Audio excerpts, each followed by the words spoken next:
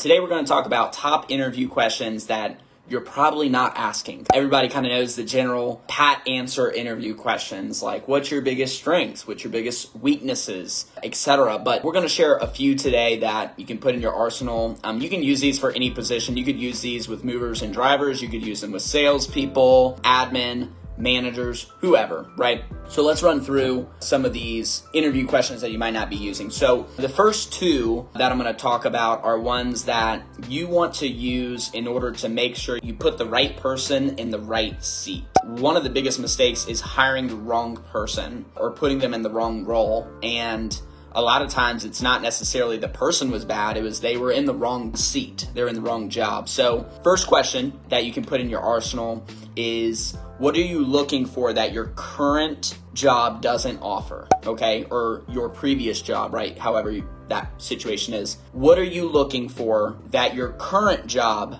doesn't offer? You know, the best candidates are generally people who already have jobs. You know, when we ask that, we're really wanting to find out what is it that you're currently doing that is not good for you, not to your liking, not making you fulfilled, and what is it that you have a void in? What is it that you're missing?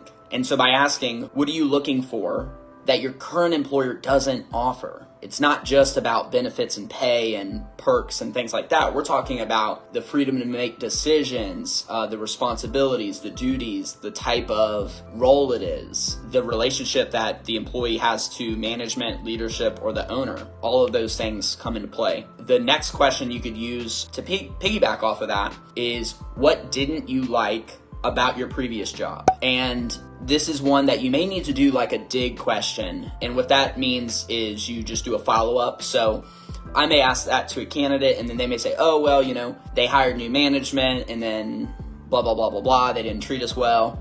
But then you might want to dig into a little more. It's like, okay, well, totally understand that's sometimes a really hard thing to work through.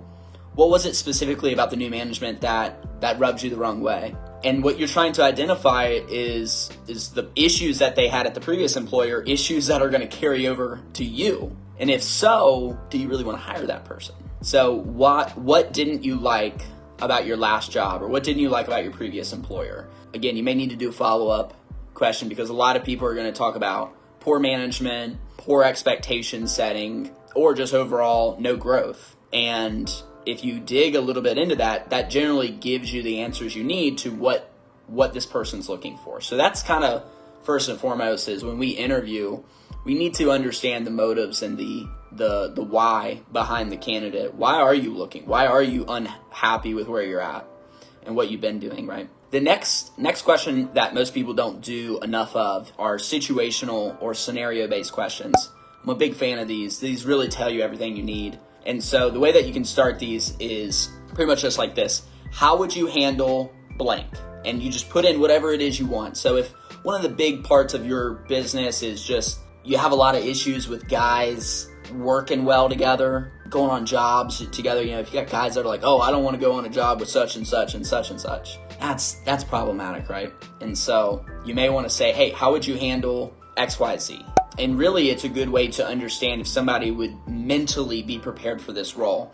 If you know that your operations manager that you're going to hire for has to deal with a really upset customer over a big, a claim, then pose that situation. Pose the scenario, see what they say, give them a real example, and don't give them the answer, just see what they say organically without your process and your training, right? Because that tells you what you're getting from an intangible skill set standpoint, what type of skills they may come in with, and then you put them into your system, and that's what you're looking for there. How would you handle blank? All right, great situational framework there. You can put all kinds of stuff. So you could have 3, 4, or 5 different situational scenario-based questions. This next one I really like because it shouldn't take a lot of time, and I like. The whole goal of an interview is to get the truth, right? I'm trying to gather information. It's a processing situation. This next question saves a lot of time, generally, if they do it right. So describe yourself in one word, right? That's the question. Describe yourself in one word. If the candidate can't do that, if they're just like totally blank, all right, well, that might be a sign of they don't have the ability to think on their feet and improvise. They also don't know how to sell themselves. Generally, people will answer it. Sometimes they'll stutter a little bit. They'll have to really think, all right, hold on, one word, right? And that one word is generally, there's no right or wrong answer to it, but it just tells you a lot. But it doesn't necessarily let them just open up and talk for the next 5 minutes. It's a great way to just gather info, but keep your interview short. I find that to be a really powerful question. So describe yourself in one word. The next 2 questions, you could probably use these interchangeably, or you could use them both, but I think they do the same job, are really the impact questions, the it factor questions that I call. And so question 1 is, why should I hire you? Why should I hire you, right? This is the penultimate question. Why should I hire you? I want candidates to sell me. I want them to promote themselves, right? If they can't promote themselves, how are they going to promote our company? Not everybody thinks that way, but I do. So why should I hire you? You're gonna get a lot of pat fluff stuff. If you want to make that question even better, you could say, why should I hire you? And I know everybody tells me they're gonna be the hardest worker, they're gonna show up on time, they're gonna have a good attitude. I expect all those, and everybody tells me those. What else do I not know for why I should hire you? When you pose it that way, you almost take away all the fluff answers they can give you, and then they really have to give you a real genuine, a real quality answer. And that's what I'm looking for. I'm looking for them to really showcase themselves in a unique way.